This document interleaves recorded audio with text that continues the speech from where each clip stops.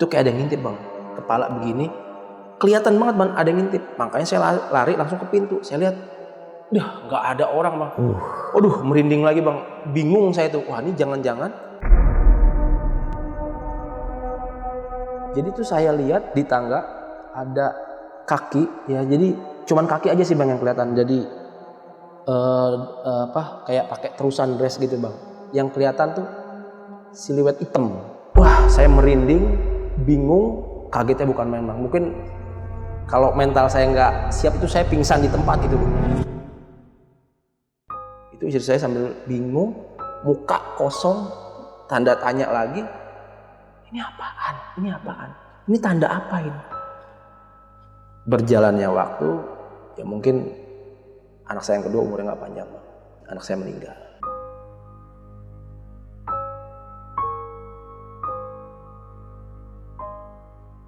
Assalamualaikum warahmatullahi wabarakatuh. Gimana kabarnya teman-teman semua? Semoga sehat selalu ya. Amin ya rabbal alamin. Nah, balik lagi di channel Badrul Caps Lock, yang dimana channel Badrul Caps Lock itu tempat kalian buat mendengarkan kisah-kisah pengalaman horor narasumber. Dan juga buat kalian di rumah nih yang punya kisah pengalaman, bisa juga nih cerita pengalaman kalian di channel Badrul Caps Lock ini. Langsung aja kirim kisahnya ke nomor WhatsApp di bawah ini nih, sob. Alhamdulillah kita udah berhasil lagi nih buat menghadirkan narasumber. Nah, narasumber kali ini bernama Bang Ferdian. Dan Bang Ferdian ini tinggal di daerah Jakarta Selatan. Dan saat itu Bang Ferdian sempat beli rumah nih, dan harganya cukup murah sob. Di tahun itu gua anggap ya masih murah banget lah, karena ya masih di bawah harga pasaran. Dan ternyata rumah itu serem banget sob ya, sampai anaknya meninggal. Inna lillahi wa inna ilaihi raji'un. Wah, ini kisah serem banget ya sob ya. Udah pada penasaran kan? Oke, sebentar ceritanya buat teman-teman yang nonton sambil rebahan, jangan lupa tuh lampu kamarnya dimatiin biar makin syahdu. Dan buat bapak-bapak dan anak-anak muda nih yang nonton di depan teras, jangan lupa kopi hitamnya diseduh biar makin syahdu. Nggak usah lama-lama lagi lah, langsung aja merinding syahdu. Wah.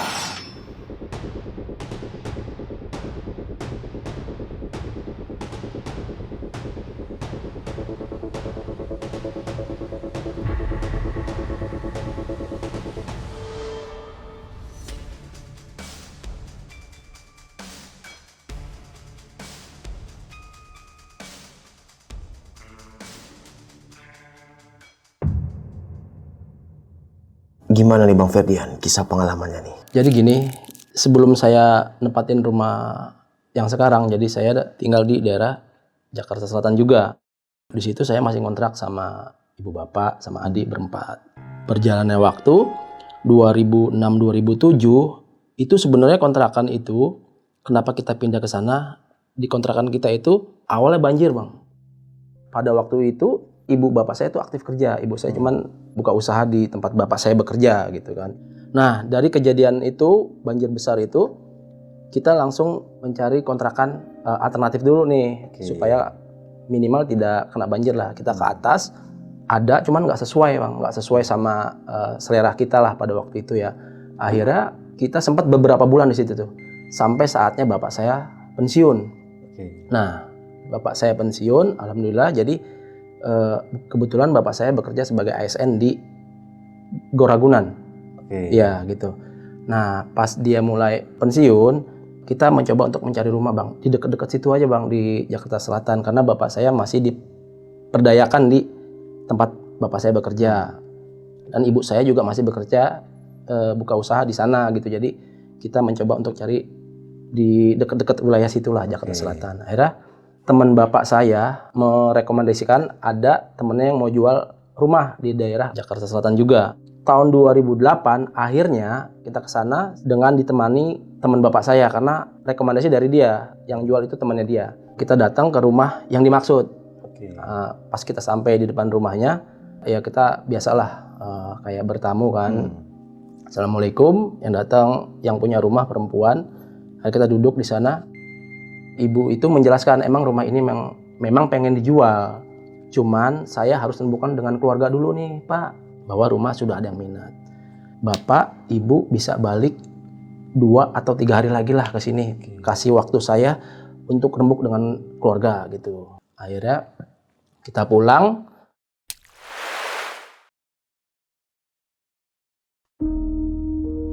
3 hari berikutnya kita balik lagi bang, malam ya, jam 7 malam kita datang. Tapi ini tidak ditemani sama teman bapak saya, kita bertiga aja. Ibu, bapak, dan saya. Seperti biasa ngobrol, dia cuman bilang kita belum siap ngumpulin keluarga, kata dia gitu. Jadi keluarga dia mungkin jauh sibuk, jadi belum sempat dikumpulin. Mungkin mereka mediasi untuk masalah harga, pembagian gono gini mungkin ya, gitu kan. Akhirnya ya kita kecewa bang. Aduh, saya juga kecewa bang karena saya pengen banget punya rumah gitu. Kan sebelumnya kita kontrak bang, kontrak pindah. Capek sebenarnya bang kayak gitu kan. Pas kita keluar, ya kisaran jam 8 malam lah, dari jam 7 ke jam 8 keluar rumah. Persis di depan rumah yang tadi kita pengen beli, ada bapak-bapak keluar dari pintu. Buka pintu, kita dipanggil bang. Cepok, Pak sini. Cuman nggak teriak bang, Pak sini gitu. Kaget kita bertiga, wah ada apaan nih? Bapak mau beli rumah ya? Ini aja Pak, gitu. Saya ada di situ, Pak Rudi, saya masih ingat tuh namanya Pak Rudi. Ngobrol kita berempat, Bapak mau nyari rumah, ini aja Pak. Kita pada waktu itu ibu bapak saya tidak bawa uang kas ya, cuman yang penting deal dulu nih. Awalnya kayak pengen deal dulu, berapa-berapanya baru kita siapkan gitu. Ternyata Bapak Rudi ini pengen jual rumah, dia perlu uang. Jadi BU lah istilahnya kan. Bapak kalau mau beli rumah ini aja Pak. Saya pengen jual gitu. Memang rumah ini saya nggak umumin Pak, karena kemarin Bapak lihat bolak-balik 2 kali sama ini, saya mungkin berpikir Bapak pengen beli rumah karena saya tahu informasi dari tetangga rumah itu depan saya pengen dijual. Gitu. Akhirnya makanya Bapak saya panggil, kata dia gitu kan. Jadi gini Pak, rumah ini surat tanahnya ada di rentenir Pak. Jadi paling tidak Bapak kalau suka tebus dulu surat rumahnya. Baru nanti setelah ditebus kita selesaikan semuanya. Harganya diselesaikan gitu. Kata bapak saya, berapa dijual Pak? Pada tahun 2008 itu luas tanah kurang lebih 115 meter persegi Bang. Bangunannya juga pakai bata merah, bukan kayak hebel-hebel gitu. Akhirnya bata merah kan kuat ya Bang ya. Apa saya mau? Itu tidak sampai 100 juta, seingat saya 75 juta. Murah banget Bang. Dengan rumah kondisi seperti itu, dengan nilai angka yang ditawarkan, kita mau. Karena kita tidak ada persiapan uang, akhirnya saya masih ingat banget ibu saya ngasih panjer 100 ribu. Karena nggak ada persiapan. Dan kita juga nggak mau gegabah ngasih duit puluhan juta. Ternyata nih bukan yang punya rumah, karena kan kita nggak tahu Bang, ya kan. Oke, kita salaman, kita kasih DP 100, ini tanda jadi Pak ya.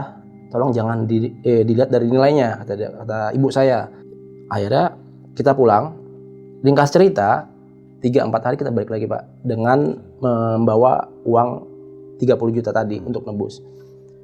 Kita sampai balik lagi ke situ kira-kira jam 8. Karena Bapak Rudi bekerja Pak, pulangnya jam 8, jam 9. Malam ini ya? Iya, jam 8 malam. Kita ke sana, seperti biasa kita bertiga. Bertiga, sampai depan rumahnya kita ketok kan. Assalamualaikum. Yang ngebuka itu anak kecil perempuan. Nyari siapa? Bapak udah pulang belum? Bapak saya bilang gitu. Bapak belum pulang. Oh ya udah saya tungguin deh. Itu istrinya nggak keluar. Saya nggak tahu istrinya kenapa nggak keluar. Ditelepon sama bapak saya. Pak Rudi, saya sudah di rumah nih. Oh iya ya. Akhirnya buru-buru dulu. Sepertinya dia udah di jalan. Gitu. Akhirnya nggak kira-kira 20 menit beliau sampai tuh. Nyampe. Wah, bapak kok nggak masuk? Ya nggak apa-apa, sini adem. Karena kita nggak disuruh masuk kan sama istrinya. Kan ada istri saya. Oh ya nggak apa-apa, di sini Pak adem. Akhirnya dia masuk ke dalam. Kita disuruh masuk tuh Pak. Jadi ruang tamunya tuh nggak ada bangku, nggak ada meja. Jadi ngemper gitu Pak. Duduk deprok di bawah. Akhirnya kita siapin 30 juta. Pada hari itu kita bawa saksi Pak. Teman kantor bapak saya tadi yang pertama kali nganterin sama Pak RT di sana. Supaya kita tahu rumah ini benar-benar punya Pak Rudi, pemilik rumah tadi. Akhirnya kita kasih 30 juta ke Pak Rudi. Jadi Pak Rudi itu pergi sama bapak saya naik motor ke rumah rentenir untuk ngambil surat rumah. Jalan naik motor kira-kira 30 menitan lah, kurang lebih 30 menitan sampai beliau lah bawa surat rumah.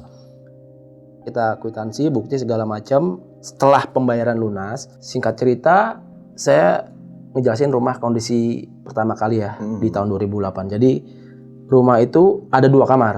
Ruang tamu, sebelah kanan kamar, di belakang ruang tamu ada kamar lagi. Di sebelah kamar kedua ada ruang tengah. Nah, di ruang tengah itu ke atas ada tangga untuk lantai 2. Tapi di lantai 2 itu masih los Bang, belum ada bangunan apa-apa. Jadi kalau hujan ya airnya memang ngampiar di bawah aja gitu. Jadi belum ada atap, belum ada genteng. Di belakang kamar kedua itu ada pohon patah tulang namanya. Jadi nggak ada daunnya dia. Akar-akar toh. Jadi kalau dipatahin keluar getah. Dia bisa buat luka tuh. Sebelahnya pohon gede Bang, cuman udah kering Bang. Jadi kayak pohon yang udah lama banget mati itu, kering tapi didiemin sama pemiliknya. Hari pertama, minggu pertama rumah itu jadi sah milik kita beberes-beres dong Bang ya. Kayak ngecat, mungkin ada yang bocor, ada yang apa yang harus kita rapin. Kita manggil tukang Bang.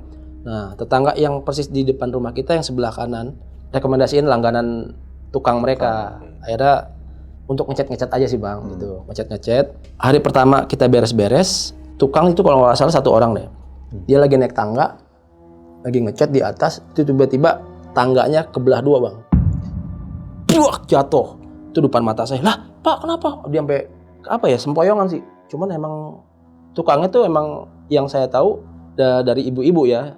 Tukang itu emang suka keluar malam Bang. Jadi ketika jatuh dari tangga itu udah sempoyongan banget Bang. Saya bangunin, Pak, nggak apa-apa Pak. Sambil nyengir-nyengir gitu, nggak apa-apa. Cuman sempoyongan Bang, jalan Bang. Dia kayak abis minum tukangnya. Malamnya abis minum kelihatannya. Saya ngeliatnya gitu ya kan. Nggak apa-apa, itu tangga bambu Bang. Terbelah 2 Bang, jatuh dia jeger. Patah berarti ya Bang? Jadi rontok tuh. Yang selas anak tangga itu terbelah 2 begini, hancur. Jeger dia jatuh. Waduh, saya sih apa ya? Ya bingung aja, tangga kokoh tuh tiba-tiba jatuh gitu kan. Tiba-tiba, Pak, nggak apa-apa, akhirnya disempoyongan. Terus sempat dia mojok dulu di bawah, duduk istirahat, mungkin ya kaget. Udah Pak, pakai roll aja, saya bilang gitu. Nanti saya beli roll ke material. Udah, semenjak kejadian itu dia pakai roll, udah nggak berani pakai tangga lagi.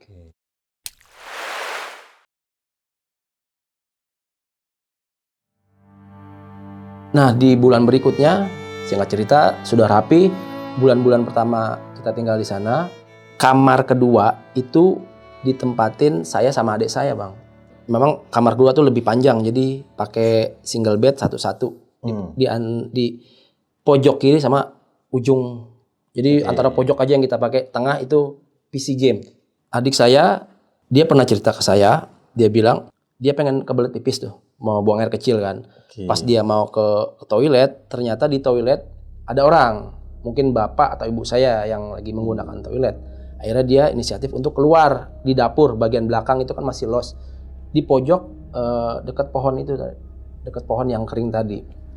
Dia buang air kecil di sana kira-kira jam sore lah, jam 5, jam 4. Habis maghrib, biasanya saya sama adik saya tuh main game di situ Bang. Ganti-gantian tuh main game bola kan. 2 pertandingan itu sampai larut malam Bang. Jadi adik saya biasanya pertama 2 pertandingan, terus gantian saya 2 pertandingan kan.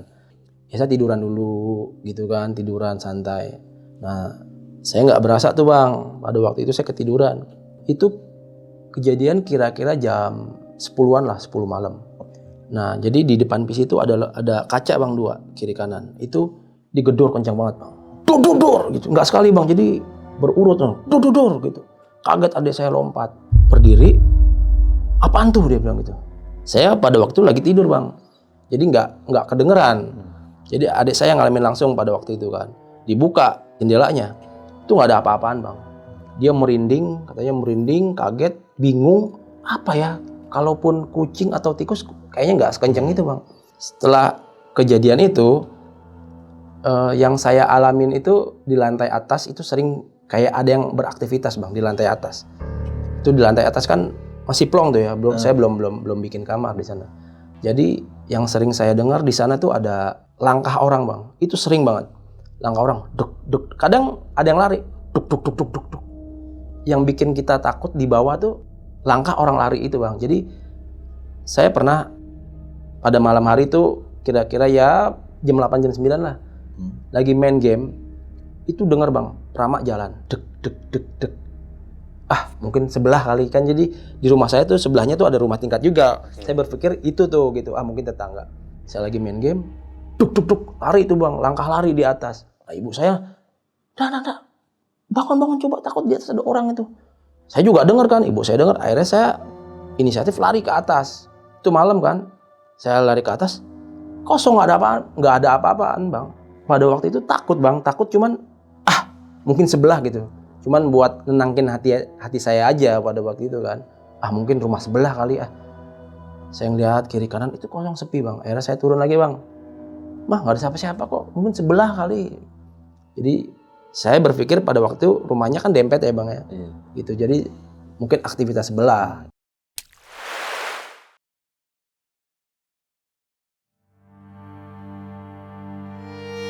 Terus ada kejadian lagi nih bang. Itu saya dari luar ya, dari tempat teman. Kira-kira pulang sampai rumah tuh jam 8 malam.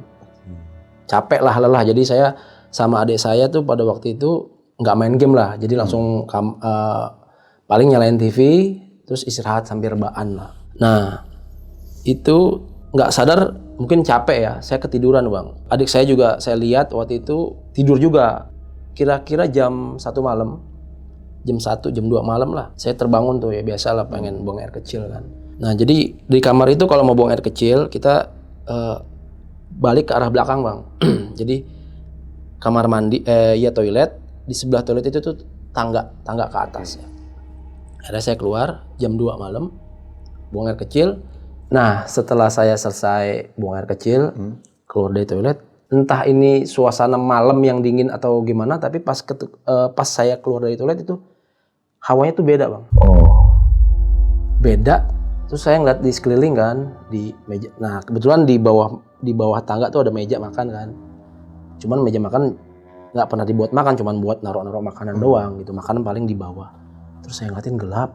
Nah, terus mata kiri saya kayak mau ngelempar ke tangga nih. Kan di tangga tuh nggak ada lampu, gelap. Jadi di tangga itu nggak ada lampu. Nah, lampu utama buat di ruang tengah itu mati. Jadi tuh saya lihat di tangga ada sosok kaki ya. Jadi cuman kaki aja sih bang yang kelihatan. Jadi kayak pakai terusan dress gitu bang. Yang kelihatan tuh siluet hitam gitu. Tapi saya tahu itu bentuk rok sama kaki lagi ke atas. Saya kaget, saya merinding. Saya nggak bisa mau teriak juga. Masa laki-laki teriak, yang saya lakuin tuh lari aja udah. Lari, masuk kamar, saya lihat adik saya lagi tidur. Saya langsung ke tempat tidur, saya langsung tidur lagi, mencoba untuk tidur, untuk tenang. Itu apaan tuh yang saya lihat, itu apa itu? Wah, saya merinding, bingung. Itu pertama kali saya lihat bang. Di rumah itu. Waduh, saya nggak bisa nggambarin. Saya tengah malam sendiri bangun jam 2 malam, itu kagetnya bukan main bang. Mungkin kalau mental saya nggak siap itu saya pingsan di tempat itu bang. Singkat cerita, saya mungkin karena badan capek ya, habis aktivitas di luar, main, kerja, terlelap lah. Setelah saya buang air kecil, kejadian ngelihat kaki itu, saya langsung tidur tuh bang, nggak berasa. Bangun pagi, mau berangkat kerja, ketemu ibu tuh. Biasalah sarapan bang, kita sarapan, ngobrol di bawah. Kalau orang Betawi kan bang, makan, ada meja makan juga jarang dipakai bang. Deplok di bawah enak bang. Betul. Akhirnya kita makan di bawah. Saya cerita sama ibu tuh. Mah, kemarin kan, saya kalau di rumah tuh Indra panggilannya. Indra kemarin jam 2 malam, itu kan buang air kecil. Terus pas setelah buang air kecil, kayak ada kaki jalan ke atas. Ternyata ibu saya pernah ngalamin bang. Pernah ngalamin hal yang sama. Dan dari toilet juga. Dan jam yang mungkin hampir sama. Di antara jam 1 jam 2. Lah. Jadi ibu saya cerita. Bener mah. Iya waktu itu. Jadi ibu saya kejadiannya jam 1 malam. Dia buang air kecil. Setelah buang air kecil. Itu dia ngelihat langkah kaki juga ke atas. Dan dia juga ngeduga itu perempuan. Jadi yang dia lihat itu. Sosok itu perempuan naik ke atas. Pasti nggak dari bawah bang. Jadi tangga, cuman di ujung tangga ini bang. Selalu kakinya di situ bang. Paling 3-4 langkah, tek, hilang. Itu yang selalu dilihat sama ibu saya pada waktu itu. Jadi setelah kita ngobrol kejadian-kejadian mistis di rumah, akhirnya saya punya inisiatif kan. Ngobrol sama ibu. Gimana kalau Indra bikin kamar di atas gitu kan. Biar ada aktivitas gitu. Biar di tangga tuh sering banyak orang Lewat lah. lewat gitu kan. Memang karena di sebelumnya kan cuman los aja bang, jadi orang paling cuman mau ngejemur udah sore baru situ lagi, jadi nggak ada bener-bener nggak ada aktivitas di atas. Jadinya saya punya inisiatif untuk bangun kamar, dan sebenarnya itu juga prepare saya buat nanti kalau punya istri, jadi saya atas aktivitas buat saya lah sama istri sama anak-anak gitu. Nah terus ibu jawab, ya udah Indra punya dana berapa, kalau kurang ibu tambahin. Ternyata jadi gini, ibu sebelumnya punya rencana mau ngebangun dapur bang. Jadi dapur itu kan sebelumnya kecil, terus di sebelah dapur itu kan los juga buat cuci pakaian, mandi cuman los gitu, los. Nah rencana ibu mau bikin dapur biar ketutup. Ibu berinisiatif dibarengin lah itu, bikin dapur sama bikin kamar. Jadi kita mencari tukang lah di sana. Oh, berarti pakai tukang yang jatuh itu, Bang? Oh enggak, kayak ya itu tadi kan kayaknya mau kerja dalam keadaan setengah sadar kalau saya lihat, makanya ada insiden. Untung nggak patah kan kaki, coba kalau patah kan kita bawa rumah sakit tuh. Jadi saya inisiatif untuk mencari tukang yang lain gitu. Ternyata alhamdulillah dapet. Jadi yang bangun kamar orangnya beda, yang bangun dapur orangnya beda. Kita mau cepet nih bang, jadi kamar selesai, ini selesai. Jadi gitu.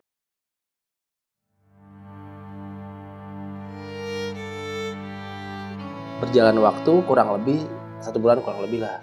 Kamar mulai sedikit-sedikit jadi. Kalau dapur belum jadi banget bang. Jadi nggak secepat kamar lah, kanan ke dapur nggak terlalu besar lah. Jadi mungkin lebih santai. Nah di dapur itu posisi di pojok itu yang rencana mau buat mesin cuci, di situ kan ada 2 pohon yang saya ceritain di depan tadi bang. Oh iya. Pohon yang kering sama pohon patah tulang itu. Yang ijo-ijo kayak akar lah, dia nggak berdaun. Nah, pas siang-siang jam 1-an itu saudara bapak saya, adik bapak saya lebih tepatnya, telepon ke ibu. Bu, katanya, saya dengar tuh kan kurang lebih mau main besok gitu. Besok saudara saya tuh datang jam 9 pagi lah, datang, Assalamualaikum. Emang udah jarang ketemu kita bang. Jadi, wah Hendra udah punya rumah ya, enak, biasanya ngontrak, dia bilang gitu kan. Alhamdulillah udah bisa beli rumah nih kan, biasanya ngontrak kita kan. Terus dia lihat keliling-keliling. Itu di atas mau dibikin apa? Ya kan rencana mau nikah harus punya kamar di atas, udah gitu. Biar ada aktivitas juga di atas, sepi banget soalnya. Terus dia lihat ke dapur. Nah terus dia ngeliat di pintu belakang itu ke pojok ruangan yang ada pohon, 2 pohon tadi, yang saya bilang ada 2 pohon tadi, peninggalan orang yang lama. Dia sempat lama diri tuh di situ. Saya liatin kan, saya lagi ngawasin tukang juga kan, atas bawah bolak-balik. Jadi saya duduk di tangga tuh, jadi bisa ngelihat atas bawah, ngawasin atas bawah. Terus tante saya deketin saya tuh, ngomong pelan-pelan, Ndra, itu pohon hati-hati, itu ada penunggunya. Jangan ditebang sembarangan, jangan dibuang sembarangan. Kalau mau ditebang, pilih orang yang bisa, maksudnya baca-bacanya bisa, yang tahu lah. Lah emang kenapa tante? Itu ada penunggunya. Tante saya ini emang sedikit paham dia sama gitu-gitu. Dia pernah bilang di kamar depan itu, di kamar yang paling depan, itu di kamar di samping lemari itu ada perempuan. Dia pernah bilang. Setelah bangunan kita selesai, kira-kira 2 bulanan lah ya. Akhirnya saya inisiatif untuk mindahin barang-barang saya tuh, kayak tempat tidur yang dibawa pindahin ke atas, lemari saya beli sendiri untuk baju saya sendiri itu di atas. Nah setelah saya udah pindahin itu, setiap malam saya tidur di atas. Sebenarnya sih saya takut bang, ya manusiawi lah ya. Kita tahu situasi yang sebelum saya bangun kamar ada kejadian apa. Cuman saya buang jauh-jauh lah. Saya tidur biasa, nonton TV biasa, itu nggak ada kejadian apa-apa bang. Tapi kalau saya lagi di bawah main game, kebetulan komputer ada di bawah tempat adik saya, itu aktivitas jalan di atas tuh selalu ada bang. Duk itu selalu ada. Cuman udahlah, mungkin tetangga. Jadi saya untuk ya berpikir positif aja sih. Ya mungkin tetangga aja, udah gitu.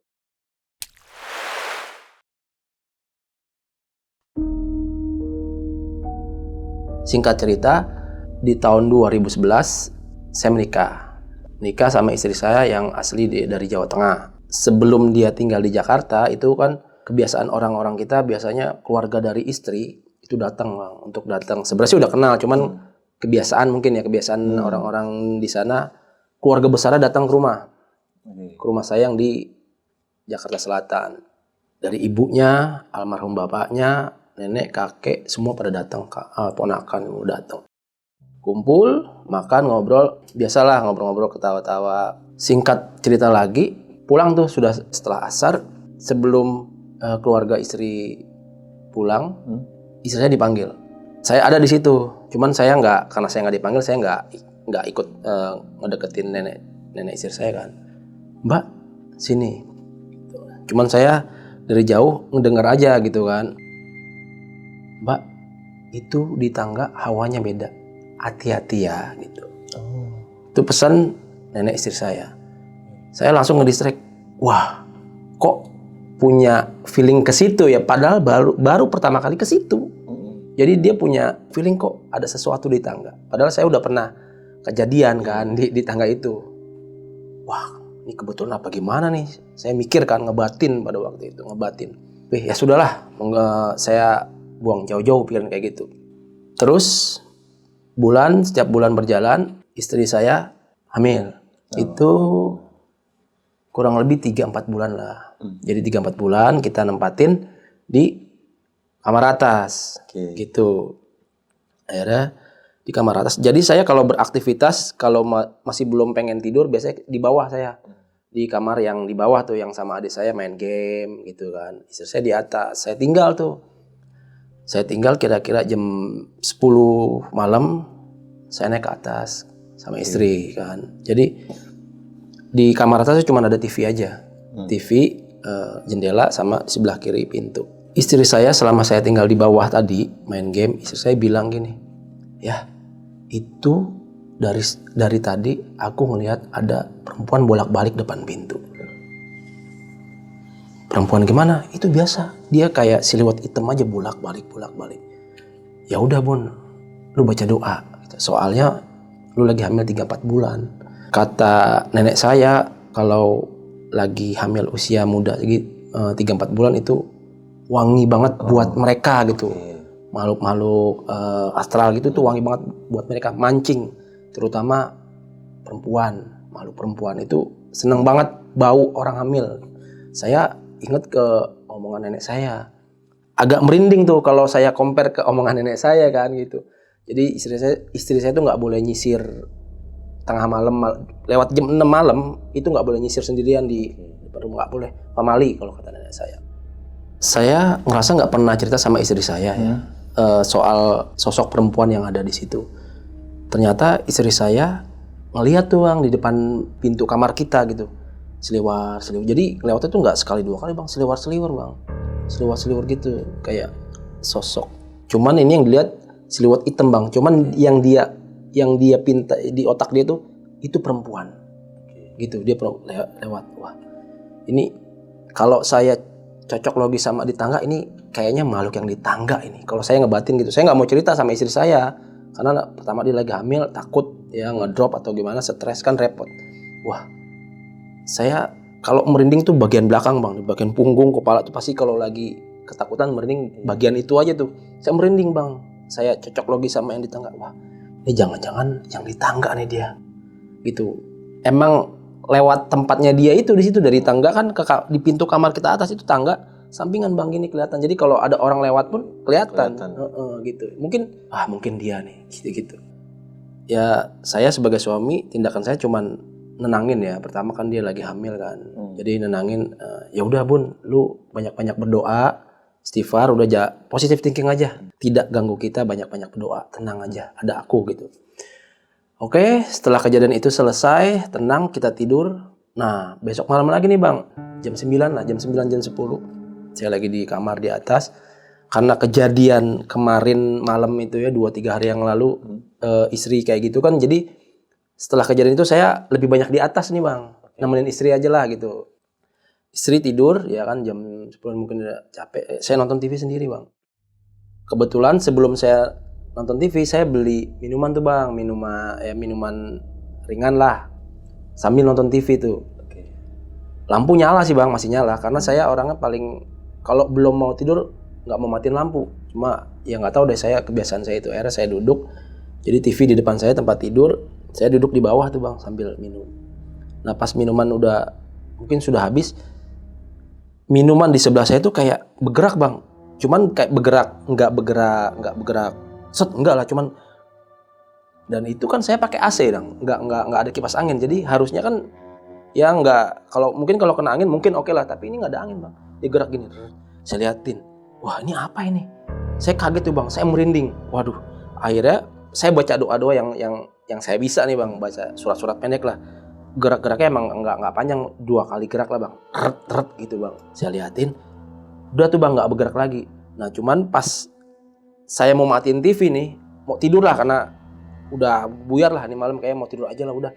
Saya ngelihat ada yang ngintip bang di samping TV saya kan, TV saya itu kan nempel di tembok ya. Di sebelahnya kan kaca tuh, jendela, jadi jendela cuma didorong gini. Itu kayak ada yang ngintip bang. Ada yang ngintip, cuman kepala begini. Yang saya takutin kan maling. Iya kan? Awalnya itu bener kelihatan banget bang, ada yang ngintip. Makanya saya lari langsung ke pintu. Saya lihat, nggak ada orang bang. Aduh, merinding lagi bang. Bingung saya tuh. Wah ini jangan-jangan yang gerakin botol mungkin sosok itu tadi gitu kan. Akhirnya saya masuk, kunci pintu, tutup gorden jendela, saya tidur udah. Buyar deh itu. Tadinya sih mau nonton agak lamaan gitu kan. Cuman karena kejadian gitu akhirnya saya tidurlah, putuskan untuk tidur. Tapi ngintip itu abang ngeliat jelas bentuknya? Jadi kayak orang begini bang, ngintip gini. Jadi nggak kelihatan badan, jadi ngintip gini, hitam, jadi rambut pendek. Kalau saya lihat sih kayak laki-laki gitu. Paginya saya mau berangkat kerja, saya pesankan sama istri ya kan. Karena saya lihat kejadian saya semalam, saya nggak mau ngomong sama istri kan. Ya biarinlah itu. Akhirnya saya ngomong sama istri, Bun, lu di bawah ya. Kalau pagi, siang, ya pokoknya lu aktivitas di bawah lah. Kalau nggak perlu banget nggak usah ke atas, lu di bawah aja. Nah, sebelum saya berangkat, istri saya ngobrol dengan dulu nih bang. Dia pengen lahiran di rumahnya, di kampungnya di Jawa Tengah. Alasan dia kenapa? Pertama, ibu bapak kan kerja. Jadi di rumah tuh kalau siang full dia sendiri aja. Paling sama adek dia kuliah. Jadi pulang juga sore.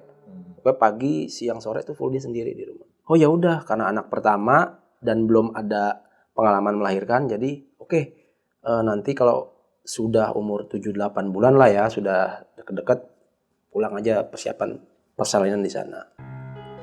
Singkat cerita, pas di usia kandungan kurang lebih 7 bulan, kita putuskan untuk pulang ke Jawa Tengah, Purwokerto kan, nganter istri.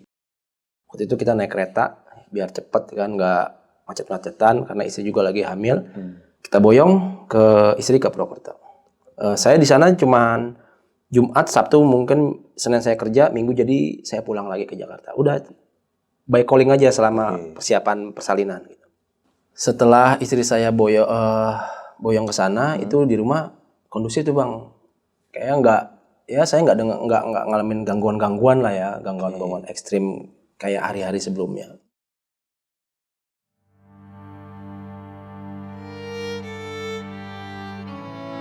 Masuklah bang di 9 bulan. Istri telepon, ya udah kontraksi nih gitu kan. Dia sudah kontrol, udah bukaan berapa pada waktunya. Jadi hitungan jam lah. Akhirnya saya berangkat ke sana untuk nemenin istri lahiran di umur 9 bulan lah. Akhirnya saya temenin hari Sabtu pagi jadi hari Jumat kan, Sabtu Minggu saya libur kerja. Jadi Jumat saya berangkat tuh biasanya pulang kerja langsung ke stasiun Gambir pada waktu itu. Berangkat, nyampe di stasiun Gambir itu berangkat jam 9 malam. Kadang dari stasiun Gambir, kadang Senen, kadang Tanah Abang. Pada waktu masih bisa Tanah Abang. Saya lupa waktu itu Gambir apa Tanah Abang, saya lupa. Pokoknya saya berangkat stasiun jam 9 malam. Nyampe sana tuh sekitar jam 2 dini hari. Nah setelah sampai, kan saya ditelepon untuk persiapan lahiran nih. Ditungguin hari Sabtu pagi, kok kata dokternya hitungan jam nih sudah melahirkan, kok nggak ada kontraksi lagi, diem aja nggak ada, kayak nggak ada apa ya, ini mau lahir kayaknya belum ada. paginya saya ajak jalan tuh, jalan kaki biar cepet kontraksi kan, biar cepet kelahiran. Pas saya putuskan ingin pulang lagi ke Jakarta, karena kan Senin saya kerja nih. Jadi saya Minggu malam biasanya pulang tuh jam Minggu habis Isya, kereta yang malam nyampe pagi, langsung kerja biasanya tuh Bang gitu. Pas saya mau berangkat kerja, itu istri langsung mules. Saya udah packing, udah mau persiapan pulang, langsung istri pas lagi mau izin, dia lagi di kamar, itu lagi mules Bang. Ya ini kayak mau lahir nih. Saya langsung lepas ransel, bukan lepas ransel, maksudnya pegang ransel gini, ditaruh. Akhirnya saya putuskan untuk ke rumah sakit. Kebetulan rumah sakit itu nggak jauh dari rumah mertua saya di sana. Akhirnya saya tungguin jam 5, jam 5, jam 6, akhirnya itu masuk ruang persalinan, istri saya cuman aduh sakit karena anak pertama kali ya, jadi belum terbiasa. Jam 10:30 itu baru lahiran Bang anak saya. Alhamdulillah sehat. Dan singkat cerita umur 3 bulan saya boyong lah ke Jakarta. Itu pas umur 3 bulan tuh saya boyong ke Jakarta. Waktu itu diantar sama mertua almarhum yang mertua saya yang laki. Diantar tuh. Diantar, kita pulang di Jakarta Timur, di Jakarta Selatan. Oke, setelah sampai di Jakarta Selatan, biasalah keluarga istri sama keluarga saya ngobrol-ngobrol. Nginep itu kalau nggak salah cuma semalam, besok pulang. Besok paginya, kira-kira jam 7, mertua saya pulang, izin pulang. Kebetulan dia bawa kendaraan, pulang. Selesai, sudah sepi lagi tuh di rumah ya kan. Akhirnya saya putuskan untuk pakai kamar atas aja deh. Jangan kamar bawah dulu, kamar atas aja. Karena ya prepare saya kan, saya kalau punya keluarga di atas gitu kan. Singkat cerita, di umur anak saya kira-kira 6-7 bulan. Jadi tuh ada kejadian yang menurut saya tuh, awalnya sih menurut saya, namanya anak kecil umum lah nangis-nangis. Tapi kalau dirunut-runut dari hari ke hari tuh kayaknya nggak umum tuh Bang. Karena kan saya kerja, jadi saya nggak tahu tuh kejadian detailnya tuh kayak apa. Jadi dimulai dari anak saya yang pertama. Jadi setiap malam nih, jam 11 malam, itu anak saya selalu nangis Bang. Jadi di hari pertama sebenarnya saya masih umum lah. Namanya anak ya, lagi umur 6-7 bulan itu lagi aktif-aktifnya tuh Bang. Goyang sini, muter sana, mungkin pegel. Kata istri saya gini, ya ini kok nangisnya kayak nggak normal ya. Gimana sih yang namanya anak nangis gini, nggak apa-apa lah, umum lah gitu. Dari jam itu, saya ingat dari jam 11 sampai jam 3 tuh Bang. Saya begadang soalnya Bang, besok kerja lagi. Kadang-kadang saya marah sendiri tuh sambil gendong, puk-puk. Itu marah, kadang-kadang saya marah. Tidur, kenapa tidur? Besok ayah kerja nih. Karena jadi saya lagi tidur dibangunin, ya rewel. Karena anak saya yang pertama tuh kebetulan dia pakai susu kaleng Bang. Nggak pakai ASI eksklusif. Jadi hari pertama saya masih memaklumi tuh Bang. Oke, begadang. Di hari kedua, hari ketiga itu selalu begitu. Selalu nangis. Wah, lama-kelamaan saya sama istri saya tuh agak curiga Bang. Jadi, wah ini kayaknya nggak normal lah. Jadi jam 11 malam sampai jam 3 itu anak saya yang rewel. Siangnya, kalau siang, jadi kalau malam saya sama anak saya, istri saya tidur di atas. Kalau saya kerja, anak saya sama istri saya pindah di kamar bawah. Kalau siang tuh. Nah, di kamar bawah itu istri saya yang diganggu. Jadi kalau siang itu istri saya mengalami kejadian-kejadian yang mungkin nggak normal lah Bang. Jadi gini, siang itu masih jam 12, jam 1 siang Bang. Kita pakai kamar yang di depan, bukan kamar yang awalnya saya tempatin buat main game. Jadi pakai kamar di depan. Istri saya lagi nidurin anak saya di antara jam 12 jam 1 lah. Anak saya sudah terlelap tuh. Sudah terlelap tidur. Nah, istri saya kan capek, dia sambil tidur tuh Bang. Tidur. Nah, tiba-tiba mainan yang biasa dia pakai kan, setelah mainan tuh ditaruh di kontainer tuh Bang, dirapihin. Tiba-tiba mainan mobil-mobilan yang warna hijau tuh, saya masih ingat banget warna hijau. Itu bunyi sendiri Bang. Niu niu, istri saya kaget dong, lagi tidur, anak baru pules. Niu, jadi mainan mobilan tuh yang kalau kena tembok tek balik lagi di ambulan tuh polisi. Niung niung. Istri saya kaget. Bangun dong. Bangun terus ambil mainan itu. Kok mainan bunyi sendiri? Perasaan aku udah masukin ke kontainer. Kok ini ada di luar kontainer? Di ubin bang, di lantai. Sama dia diambil. Tek niung. Pas diambil itu suara sirennya hilang. Cuman lampu depan tuh masih kelap-kelip. Tek tek tek gitu. Sama dia diambil terus dibalik gini. Ada tombol on off kan. Sama dia diginiin. Tek. Kok lampunya masih nyala? Nggak digini-giniin, kok lampunya masih nyala? Sirenanya sudah mati bang. Dibuka lah kotak baterainya tuh. Itu nggak ada baterainya bang. Nggak ada baterainya. Istri saya bingung. Hah? Udah nggak bisa ngomong apa-apa dia. Dia cuma berpikir, korslet apa ya? Korslet apa ya ini ya? Kok bisa begini? Itu dia merinding bang. Merinding, ditaruh lagi ke konter. Dia langsung masuk kamar, tutup pintu. Udah pikirannya macam-macam dia. Ini apa ya? Ini apa? Bingung dia. Jadi dia masuk ke kamar. Saya pulang kerja. Biasalah. Dia lagi, ayo bun, saya pulang kerja. Biasalah jam 4 antara jam 5 sore. Yuk pindah ke atas tuh. Biasa tuh bang. Jam 11 malam anak saya rewel lagi bang. Saya jam 11 malam kan saya udah waktu tidur kan, capek. Dibangunin, ya bangun. Itu si Ken nangis lagi. Saya gendong keluar bang. Maksudnya mungkin di sini hawanya nggak enak atau gimana, saya pindahin keluar ya puk. Itu nggak berhenti. Ya akhirnya istri saya manggil, ya udah masuk, jangan dibawa keluar. Akhirnya saya masuk, istri saya ngomong gini, ya besok ini aku bawa ke Bu Aji bawah ya, kata dia gitu. Bu Aji mana? Itu yang belakang nasi uduk langganan. Emang apaan itu? Tukang urut. Oh ya udah. Karena itu sudah kurang lebih sudah berjalan 1 mingguan bang. Jadi anak saya nangis setiap malam. Akhirnya besok paginya istri saya dibawa tuh ke tukang urut, Bu Haji. Dibawa ke tukang urut, kira-kira jam 9 pagi dia datang ke tukang urut bayi, khusus bayi lah. Pas datang biasa disuruh buka baju, buka pampers semua. Diurut tuh sama Bu Hajinya. Bu Hajinya ngomong gini, ya ini sih dicubitin perempuan, katanya, digituin anak saya. Istri saya bingung, hah? Perempuan gimana Bu Haji? Ya udah ntar nih sama Bu Haji hilang kok, dipijitin tuh, ini sih dicubitin perempuan, ini nggak apa-apa udah. Gitu. Selesai, istri saya pulang jam 10-an pulang. Sore saya nyampe ke rumah jam 5. Istri saya lagi di bawah kan. Pun udah. Ya sini katanya. Saya dipanggil, kenapa? Cerita istri saya kan kejadian tadi. Ini si Ken katanya dicubitin perempuan. Hah? Cubitin perempuan gimana? Tahu tadi Bu Haji ngomong begitu. Tapi Bu Haji tuh emang biasa ngurut anak bayi. Jadi kayak bisa ya, kata dia gitu. Oh ya udahlah. Udah, ya kata saya pindah yuk. Saya nggak mau memperkeruh keadaan lah, nggak mau bikin macam-macam. Akhirnya tidurlah.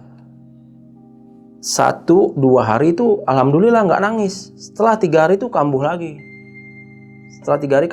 Jadi di hari yang sebelum anak saya kambuh lagi nangis, siangnya anak saya kan tidur di bawah sama istri saya tuh.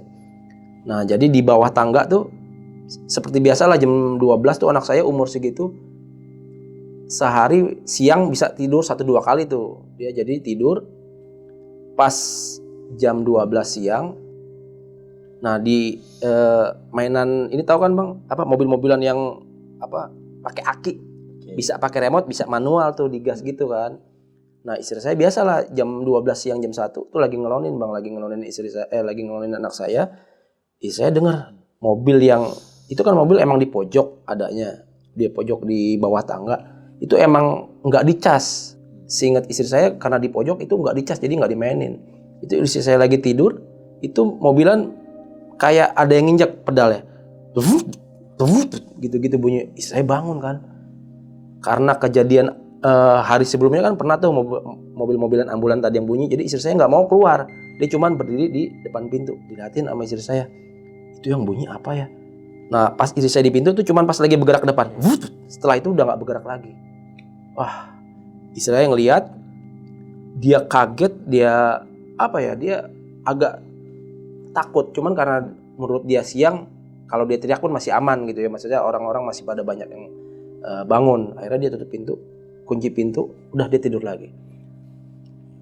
Seperti biasa, sore saya pulang, istri saya laporan lagi. Ya, tadi mobilan ini bergerak. Seperti biasa lah saya, ya udah ayo ke atas.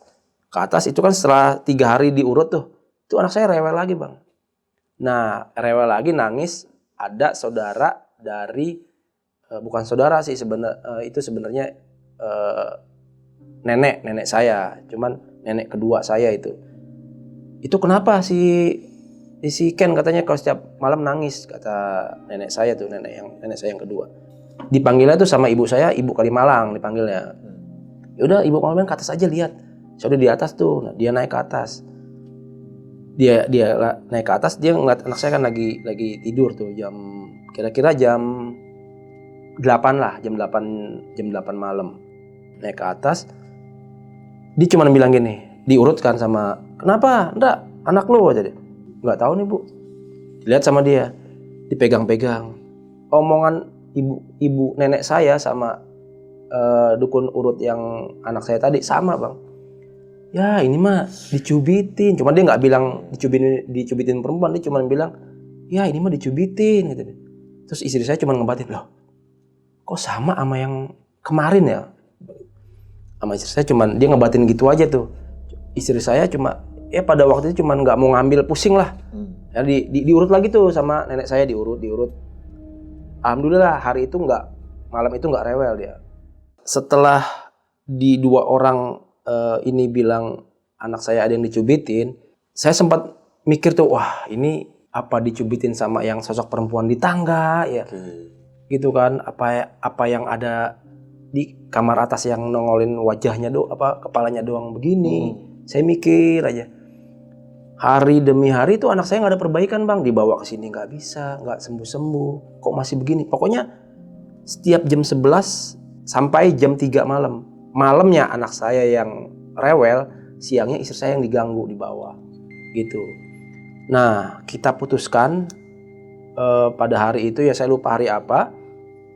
Ya Bun, lu sekarang standby di bawah aja deh, nggak usah ke atas. Saya bilang gitu kan. Akhirnya dia di bawah. Itu tetap setiap jam 11 malam rewel.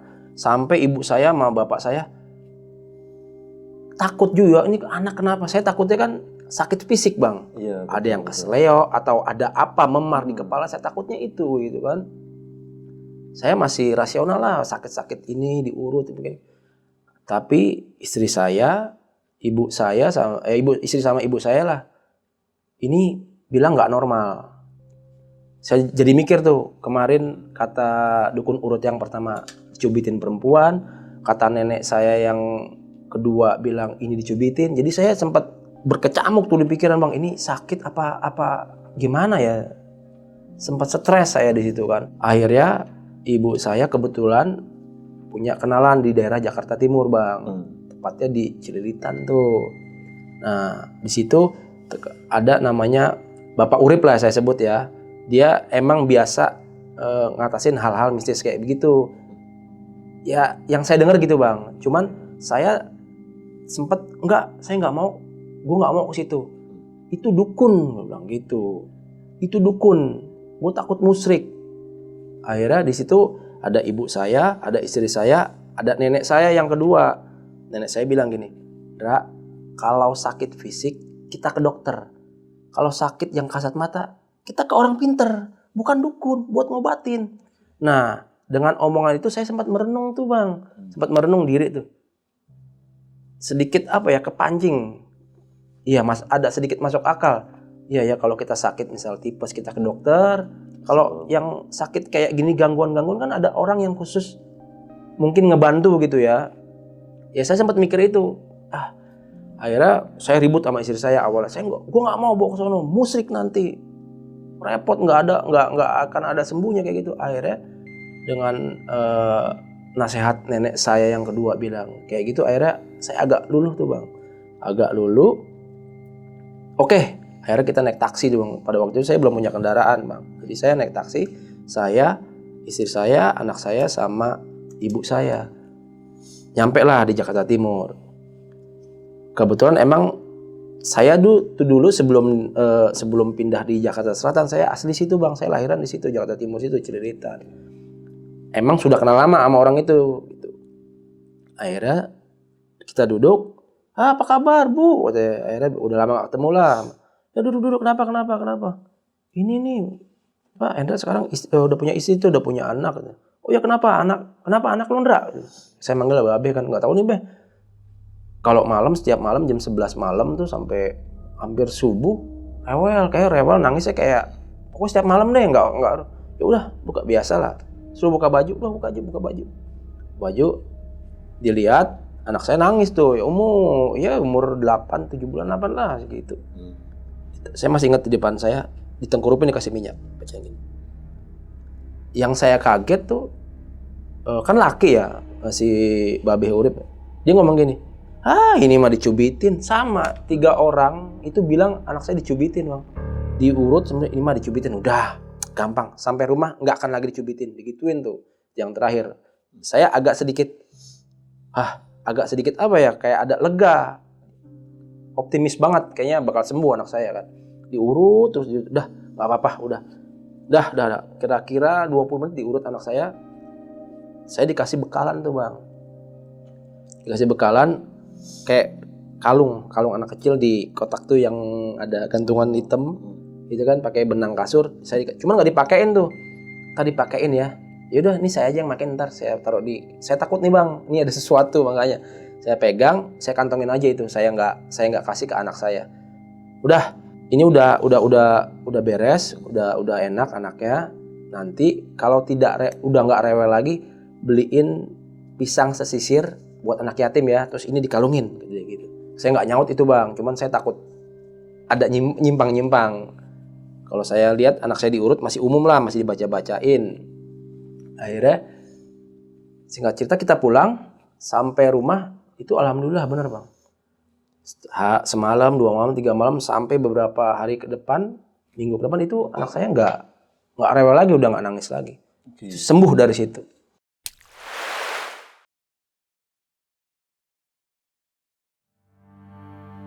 Hari demi hari anak saya yang pertama udah nggak mengalami gangguan kayak biasa. Cuman kan di situ sebenarnya ada apa ya? Ujangan kayak yang dikasih kalung harus dipakai, terus itu ya. Kalung yang biasa anak kecil bayi pakai itu zaman dulu tuh ya kan. Terus kalau sembuh kasih pisang Ambon sesisir. Saya sebenarnya gini bang, bukan nggak mau ngebeliin ngasih anak yatim, cuman takut di situ kayak ada sirik bang, saya takut di situ bang. Saya takut, saya menghindari itu aja. Jadi kalungnya itu sama istri saya disimpan, dililit, cuman dibuang aja lah gitu lah. Jadi biar nggak ada unsur sirik, saya takut bang gitu. Akhirnya selesai berjalan 6-7 tahun, istri saya hamil bang, anak yang kedua. Umur kandungan 3-4 bulan, kurang lebih sama lah sama anak pertama gitu. Istri saya hampir setiap malam itu kayak yang ditindih sama makhluk selewat, tapi yang dia rasa itu gagah, ganteng. Itu setiap malam bang, dia ngerasa, dan sialnya lagi dia ngerasainnya enak gitu bang. Dia cerita sama saya. Nah di situ saya bilang bang, lu kenapa nggak bangunin gua gitu kan? Lu kan setiap malam kayak begitu, lu paling nggak lu ada apa ya? Ada usaha untuk bangun terus bangunin gua gitu loh.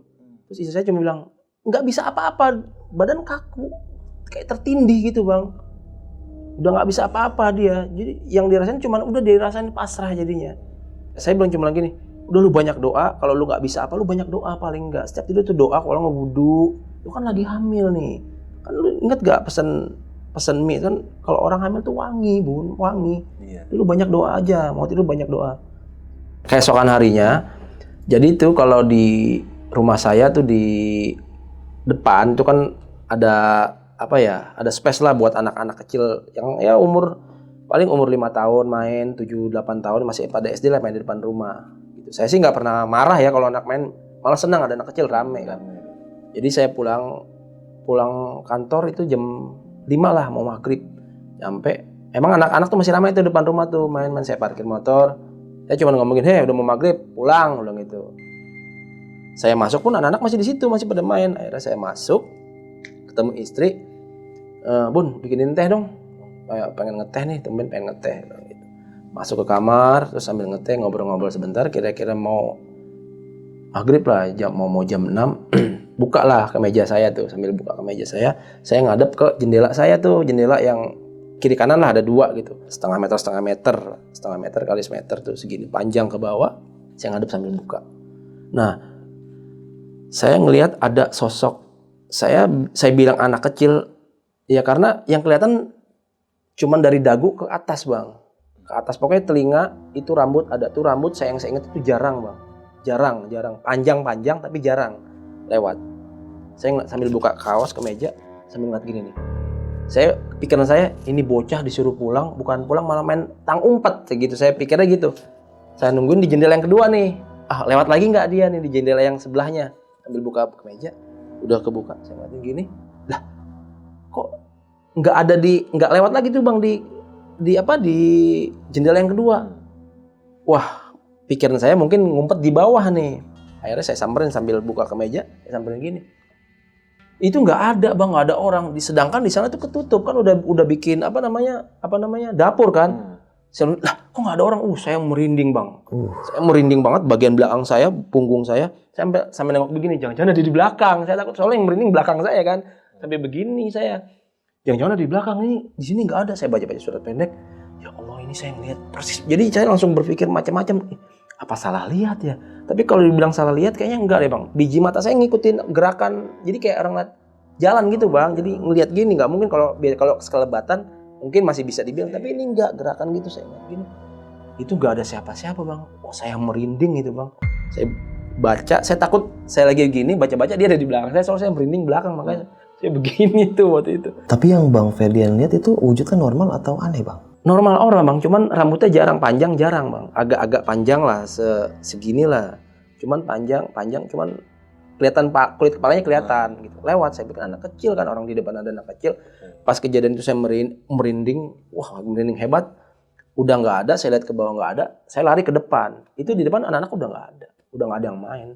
Saya mikir lagi main umpet-umpetan kan, itu sepi nggak ada orang. Waduh, saya balik lagi, Bun. Asli Bun, gua ngelihat itu ada anak kecil di situ. Nah ternyata sebelum saya ngelihat, ibu saya pernah ngelihat bang. Cuman dari dapur, di sebelah kamar saya itu kan yang di jendela, yang anak kecil tadi lewat, itu kan pintu. Nah di dapur ibu saya pernah ngelihat ada. Cuman dia ngeliatnya tuh kayak tua, anak kecil tapi tua. Itu dari dapur ngelihat. Saya cerita tuh sama ibu saya, ya Andra sama mama pernah lihat juga itu anak kecil cuman tua Andra, dia bilang gitu. Di mana mah? Di dapur. Ya dalam hati saya jalur lintasnya dia kayaknya di situ gitu bang. Akhirnya saya nenangin diri tuh bang, di situ tenangin diri. Ya dari sekian lama saya tinggal di situ, itu yang paling saya lihat ketara banget gitu loh. Jadi kayak kalau dibilang bayangan sih enggak bang, jadi kayak sosok bener-bener padet gitu bang lewat. Jadi saya nenangin diri aja lah, udah duduk ngobrol-ngobrol ringan sama istri. Setelah beberapa bulan ke depan, alhamdulillah anak saya yang kedua lahir bang. Ternyata laki lagi bang. Pertama kan laki tuh, kedua laki lagi. Umur kira-kira 1,5 bulan itu pindah kamar. Tadinya di depan tuh bang. Kita di depan, sempat di depan, akhirnya pindah kamar yang rada gede. Kalau kamar yang 2 itu kan rada besar dia bang. Yang tempat saya tadi main game. Adik saya ke atas, pindah gitu. Adik saya ke kamar yang saya tempatin. Saya dibawa, tempatin kamar adik saya di situ kan. Umur kira-kira sebulan lah, belum satu setengah. Nah 1 bulan kebetulan anak saya yang kedua ini ASI bang. Pada malam hari tuh kira-kira 1:30 bang. Saya kan kalau dia lagi nyusuin tuh kan kadang-kadang ikut bangun ya, nemenin ya, lagi nyusuin gitu kan. Nah, kebetulan waktu itu istri saya nyusuin sambil duduk tuh bang, sambil duduk. Kadang-kadang saya nemenin, ya bangun ya gitu. Istrinya juga mungkin malam ya, ada rasa takut. Kadang-kadang saya bangun cuman bangunin pindahin kepala doang tuh bang, bener-bener tetap kadang-kadang tidur lagi. Tapi tidur ayam tuh, saya tidur ayam. Nah 1:30 itu. Jadi di ruang tengah itu bapak saya sering tidur di situ bang. Bapak saya ya sering banget tidur di situ kalau lagi buka baju biasanya tuh biar adem mungkin. Akhirnya jam 1:30 istri saya lagi nyusuin anak saya sambil duduk tuh begini. Itu dia ngedengar suara laki-laki sama perempuan lagi ribut bang. Ribut apa sih omongan? Cekcok. cekcok. Ramai banget, istri saya denger. Yang suara laki-laki itu suara bapak saya. Suara bapak saya persis. Tapi kalau yang perempuan, suaranya nggak jelas. Dibilang suara ibu saya, kayaknya bukan. Tapi ini mau ribut sama siapa lagi di luar? Kalau bukan sama ibu saya kan. Udah biarin aja. Ya udah biarin aja, berjalan gitu aja, biarin ribut kita. Nyusuin anak. Lah kira-kira berapa menit ya? Kira-kira 5-7 menit lah bang. Dari cekcok awal kita dengar tuh 5-7 menit. Lumayan lama tuh bang cekcok. Oh segala macem. Tiba-tiba kita dengar suara duk-duk-duk lari bang. Duk-duk-duk gitu. Kita nggak tahu itu lari. Ternyata yang lari bapak saya lari ke atas. Oke. Lari ke atas. Lah istri saya kaget dong. Ada suara duk-duk-duk. Ya bangun. Ah ada apaan? Udah bangun dulu. Itu kenapa tuh bapak? Teriak-teriak. Di atas. Ke kamar adik saya yang di atas. Gong, tolong. Oh. Saya mikirnya ibu saya nguber pakai pisau, bapak saya lagi berantem kan, cekcok. Saya takutnya begitu bang, saya mindsetnya itu. Buka pintu, ada apaan ini, ada apaan rame. Ibu saya keluar ternyata dari kamarnya. Bapak saya udah di atas, tolong. Pak, kenapa? Turun. Bapak saya udah teriak-teriak, Gong tolong. Papa diuber-uber, perempuan mata merah, tolong Gong. Buka. Adik saya keluar tuh. Bapak saya ikut keluar ke bawah akhirnya. Udah ditemenin, turun. Aduh, kaget tuh. Orang bangun tidur, kayak kaget, takut. Pak, kenapa sih, Pak? Berantem mama. Bilang, Papa diuber-uber perempuan mata merah. Istri saya di samping saya bingung. Lah, saya juga. Lah, Bun, kata lu berantem sama gimana sih? Pak, bukan berantem sama. Enggak, Papa lagi tidur. Jadi kayak tidur, kayak dibilang mimpi kayaknya gimana ya bang? Soalnya yang kita dengar dari dalam itu cekcok bang, laki perempuan.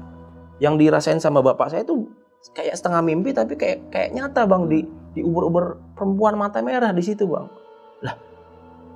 Lah kan mama di kamar bun, gimana sih?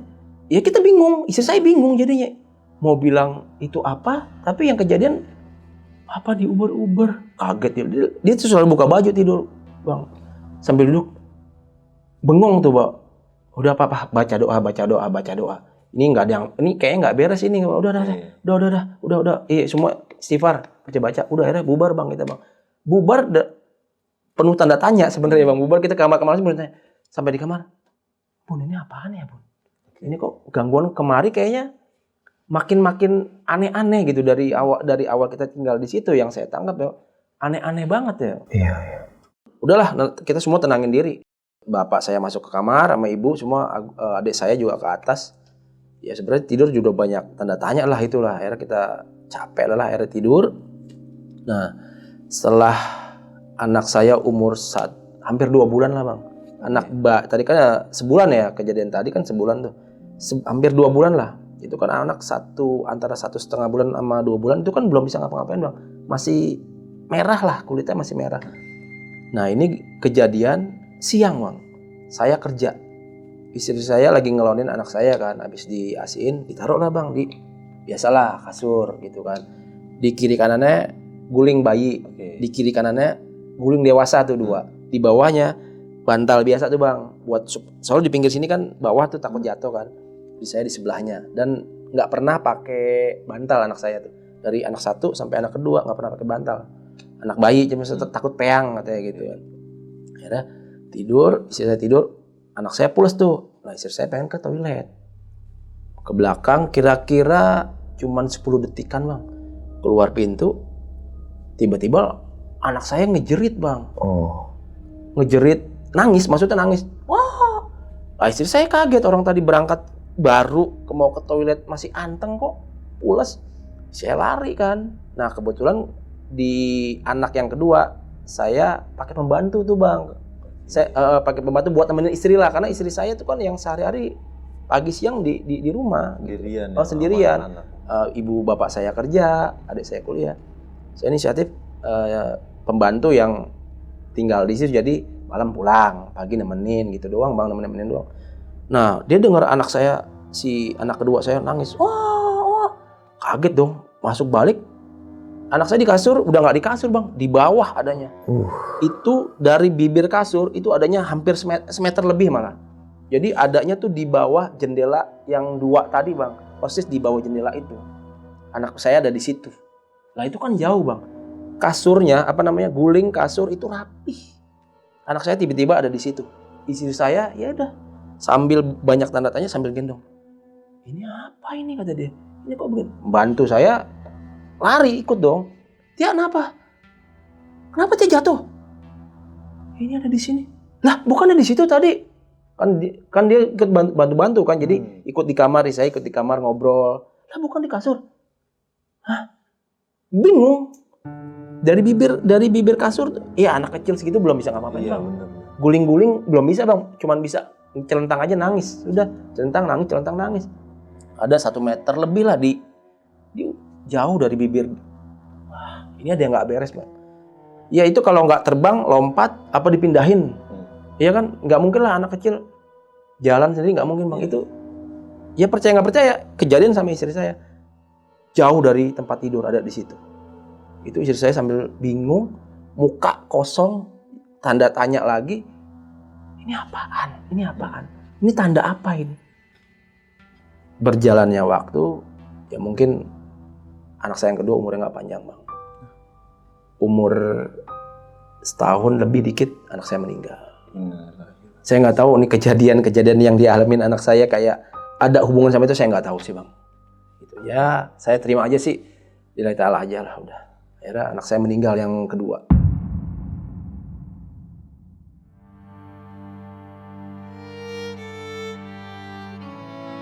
Singkat cerita bang, jadi kita kumpul-kumpul nih semua, bapak saya, ibu saya, anak saya, istri saya di kamar, di ruang tengah nih. Nah anak saya yang pertama ini, dia dari warung tuh. Dari warung, dia beli, apa disebutin ya? Teh botol yang plastik tuh. Yang plastik tuh, dia persis dia duduk di bawah, jadi di sebelah kulkas, kulkas itu posisinya ada di bawah tangga bang. Di bawah tangga, dia duduk di situ sambil megang kayak hambal-hambal gini lah, dia sambil tiduran, sambil megang HP tuh dia minum. Saya lihat saya lagi bolak-balik di situ. Biasa saya mobilnya dari depan, belakang ambil minum, dia sambil main HP. Dia minum. Nah, pas botol minuman sudah habis ditaruh sama dia, sebelah sini di daerah paha dia lah. Dia sambil main HP. Nah, dia sambil main HP itu mata yang sebelah kanan kayak yang ini kok botol, cuman dia belum melihat ke botol nih bang. Botol kok kayak bergerak-gerak gitu, kayak geser-geser. Itu yang kerekam cuman 2 kali geser kayaknya deh bang. Sebenarnya tuh banyak bang. Sebenarnya banyak banget yang botol geser, cuman dia belum ngeh banget nih. Akhirnya pas dia nengok ke kanan, dia ngeliat tuh sekali bergerak, set. Kebetulan lagi megang HP, direkam sama dia.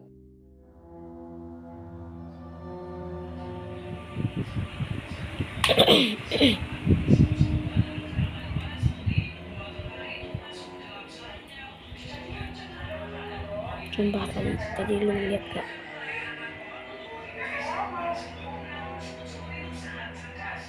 Merinding Jak, merinding. Nggak ada apa-apa coy, nggak ada apa-apa. Nggak ada apa-apa coy. Nggak ada apa-apa. Nggak ada apa-apa coy. Nggak ada apa-apa. Kalau kipas angin mati. Kesini arahnya. Saya ada di ruang tamu itu, di situ ada persis sama bapak saya. Nah itu bapak saya kalau nggak salah teriak, udah kan tenang.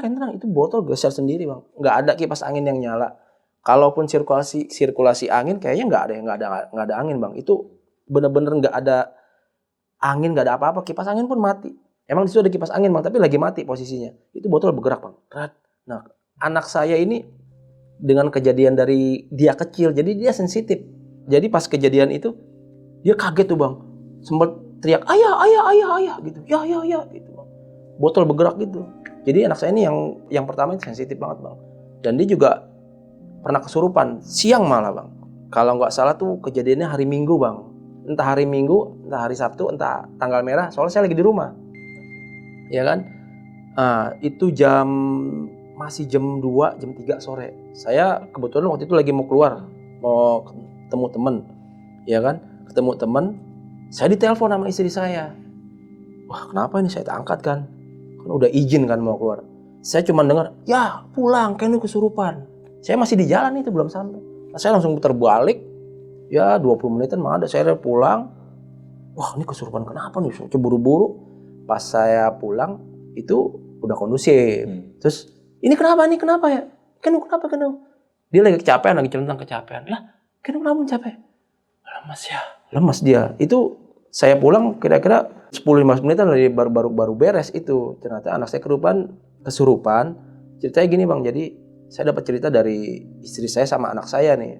Setelah kalau dapat cerita dari anak saya besoknya, karena saya pulang anak saya masih lemas jadi dia nggak bisa cerita. Jadi kenapa dia kesurupan? Jadi ternyata dia pengen buang air kecil. Ternyata di kamar mandi lagi-lagi ada orang Bang. Entah siapa yang lagi pakai kamar mandi. Akhirnya anak saya inisiatif Bang ke tempat yang dulu ada pohon patah tulang sama pohon kering itu Bang. Nah yang sekarang sudah dijadikan mesin cuci. Itu anak saya pipis di situ. Saya selalu bilang Bang, karena saya pengalaman, saya tahu di situ ada sesuatu. Saya selalu bilang gini, Ken, kalau kencing di situ baca sebelum kencing Bismillah ya, terus disiram. Saya nggak ada di rumah soalnya Bang, dia lupa dan nggak ada yang ngingetin. Dia kencing, selesai, saya nggak tahu disiram apa enggak. Nah, pas dia selesai itu dia jalan cepet Bang, kayak diuber sama sosok laki-laki tua Bang, yang dia rasa tuh sebelum dia kesurupan. Dia lari ke kamar dia yang kamar paling depan yang kamar 1. Dia lari karena dia kan lagi tiduran di situ. Dia lari ke kamar, loh dia berasa dia masih diikutin Bang, masih diuber. Tangannya tuh begini, kakek-kakeknya mau nyekek. Sadari kamar ke 1 ke 2. Nah istri saya ada di dalam di kamar 2. Lari itu dia, Bunda tolong Bunda. Istri saya kaget kan, bangun. Istri saya lagi sempat tidur tuh, bangun dia. Nah pas mau masuk kamar, di depan kamar yang kedua itu anak saya langsung udah nggak sadar, langsung begitu, langsung begini dia. Istri saya kaget dari tempat tidur. Ken, kenapa Ken? Dipeluk langsung, berontak Bang. Langsung kayak suaranya tuh bukan suara anak-anak Bang. Jadi suaranya berat, serak, kayak suara laki-laki. Gitu kan. Kenu, kenapa? Istighfar. Udah nggak terasa apa-apa Bang. Ya istri saya tahu nih anak kesurupan. Kenu, istighfar. Gak bisa. Terus ditanya sama istri saya. Mungkin istri saya sering nonton ya, jadi tahu nih kayak gimana ngatasin hal-hal yang kayak begini. Baca doa, ditanya-tanya, ya istri saya mungkin ngegambarnya ke situ. Ditanya sama dia, ini siapa gitu nama istri saya. Nah itu jawaban anak saya. Mungkin yang jawab bukan anak saya itu Bang, karena suaranya berat sedak. Pemain lama. Saya nggak tahu tuh maksud pemain lama, penghuni di situ sudah lama, saya nggak tahu deh. Pemain lama, keluarga lu, dibacain sama istri saya tuh baca-bacaan pendek, Anas, Al-Falaq segala macam, dicerita begitu. Itu nggak pengaruh Bang, masih berontak, gitu. Istri saya kesel Bang, panik, bingung, dikatain lah sama istri saya, keluar nggak lu? Hitungan detik, plus keluar Bang. Anak saya langsung sadar, langsung lemes. Kata yang pertama yang keluar, Bunda, Kenu capek. Akhirnya udah Kenu sini, dibawa di kamar. Udah nggak dikasih kamar sana, kamar tiduran dia. Kenu kenapa Kenu? Dia cuma bilang, Kenu capek, Kenu lemes. Hari besoknya saya tanya, Kenu cerita gimana itu? Ya itu Kenu di Uber sampai di depan pintu dia masuk, jadi dia gini, terus di belakang sosok laki-laki tua itu ada warna merah sama biru, dia bilang gitu. Nah posisi tangannya ini tuh kelihatan tua Bang, kayak tinta, dia bilang luber, tangannya luber, jadi nggak berfisik begini, kayak luber gitu Bang, mau nyekek. Setelah dia nyekek, dia masuk ya, udah Kenu nggak cuman berat, nggak rasa apa-apa lagi, udah itu. Nah jadi di pojok emang di mesin cuci itu emang sering Bang. Dan di situ pernah juga bapak saya lagi nyuci sepatu jam 5:30. Pak ngapain Pak? Mau nyuci dulu nih sepatu. Udah ntar aja Pak, mau maghrib ini nggak enak. Nggak, sebentar. Duduk nyuci. Saya balik, kan ketemunya di depan tangga tuh sama bapak saya. Saya balik ke kamar, lari, duk. Apa Pak? Papa dilangkahin. Jadi dilangkahin bang. Yang dilihat cuma kaki doang. Dilangkahin tuh pokoknya nggak tahu dilangkahin gimana. Pokoknya taunya bang dilangkahin. Nggak jadi bang nyuci sepatu. Di mesin cuci itu lagi bang. Dilangkahin bapak saya.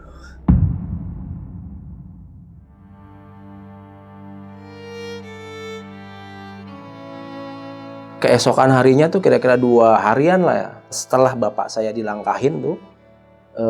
Jadi gini tuh. Kira-kira kejadian 5:30 dang. Itu bapak saya mau berangkat ke musola, masjid gitu. Nah, saya kan biasalah saya bolak-balik lah entah mau ngapain waktu itu. Pak, masjid. Iya, masjid bilang gitu. Nah, bapak saya tuh pakaiannya tuh dia pakai apa ya? Cana katun bang, biasa cana katun. Terus atasan meja putih, rada garis-garis coklat halus lah gitu. Pakai pici, tangan panjang tuh. Ya udah Pak, hati-hati bilang kan. Kan soalnya kan ke masjidnya kan atas bang. Saya tutup pintu tuh. Saya masuk ke kamar. Di kamar saya yang kedua sama istri saya lagi ngomong-ngomong kecil tuh di depan. Jadi pintu kamar saya nggak tutup bang, buka. Emang karena ada orang kan di luar. Jadi saya ngobrol-ngobrol kecil. Papa berangkat ke masjid. Iya nggak berasa. Udah tua. Papa udah tua kemarin kayak berasa masih seger-seger banget, masih aktivitas seger-seger lah, masih muda gitu. Iyalah. Nah, kita lagi saya sama istri saya lagi ngomongin bapak saya. Saya di posisinya ada di sebelah kiri deket pintu tuh. Istri saya sebelah kanan. Jadi saya yang persis banget di sebelah pintu ya kan. Cuman pintu kebuka. Saya lagi ngobrolin bapak saya. Bapak saya lewat, set depan pintu. Mata kiri saya tuh itu ngelihat bapak saya lewat. Saya lagi ngomongin bapak saya, otomatis mulut diem dong. Wah, ada bapak saya lewat. Gak enak lagi diomongin gitu kan. Tapi istri saya masih ngomongin terus tuh. Lah, Bun, lu ngomongin bapak gua, lu nggak tahu bapak gua dulu kok lu masih ngomong aja.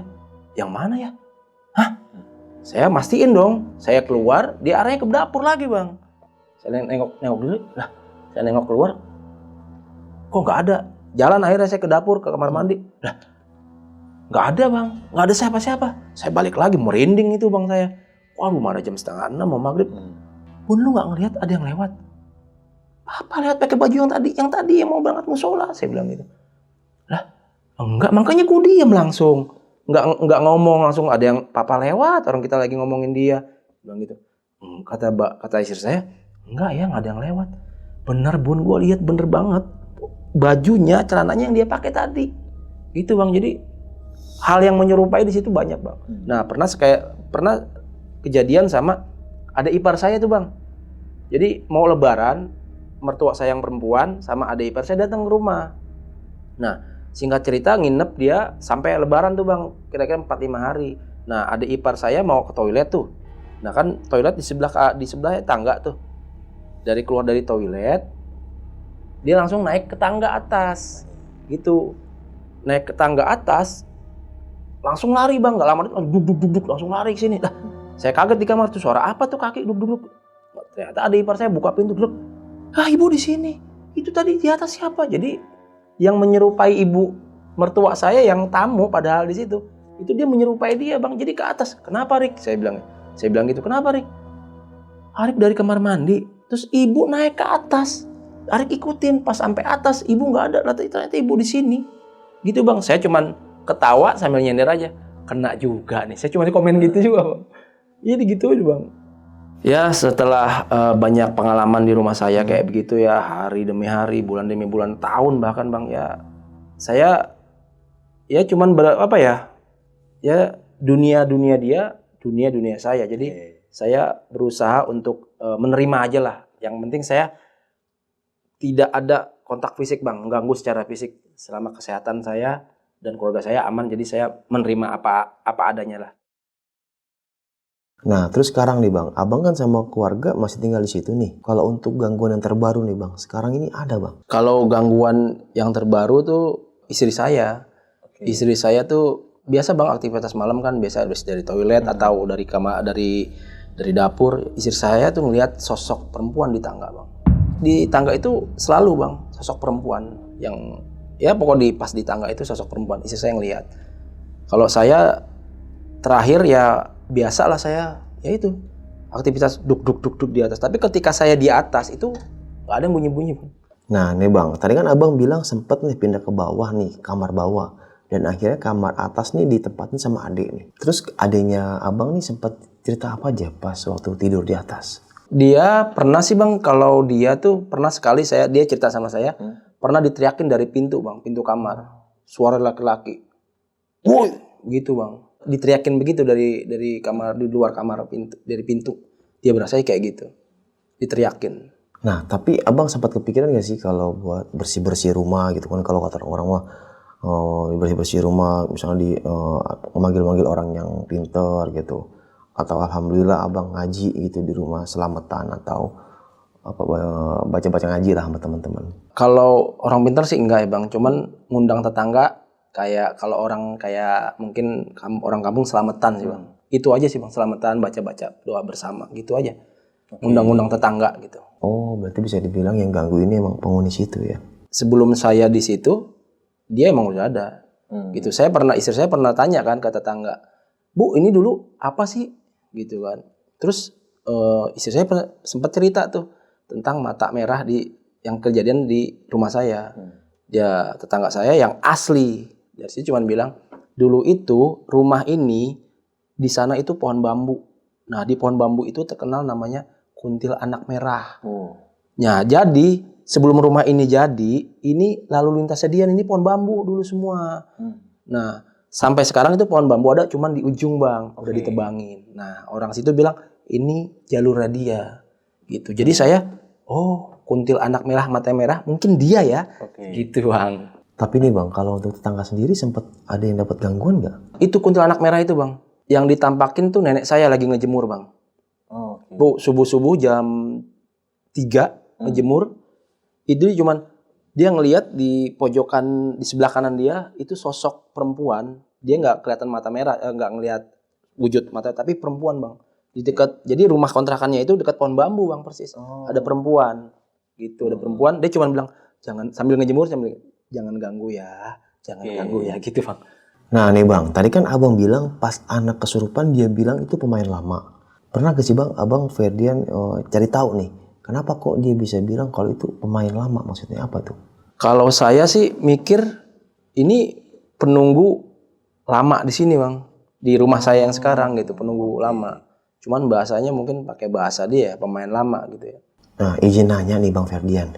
Kalau tahu kan anak yang kedua nih udah nggak ada Bang. Tapi kalau tahu nih Bang, meninggalnya karena apa nih Bang? Kalau dicek dari medisnya? Ya dia sakit, ada kelainan di otak belakang. Oh, berarti kalau disangkutin sama yang kemarin-kemarin ada lah ya sangkut-sangkutan sama yang itu ya.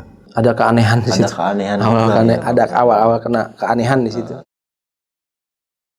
Oke, mungkin cukup sekian kisah pengalaman dari Bang Ferdian ini. Bisa kita ambil positifnya, buang-buang jauh negatifnya. Wah, bisa kita ambil positifnya Sob ya. Oke, mungkin cukup sekian kisah pengalaman hari ini. Sampai jumpa di pengalaman selanjutnya, kisah horor selanjutnya dari Merinding Syahdu. Dadah. Buat kalian yang punya pengalaman horor, langsung aja chat ke nomor 0877 1671 5337.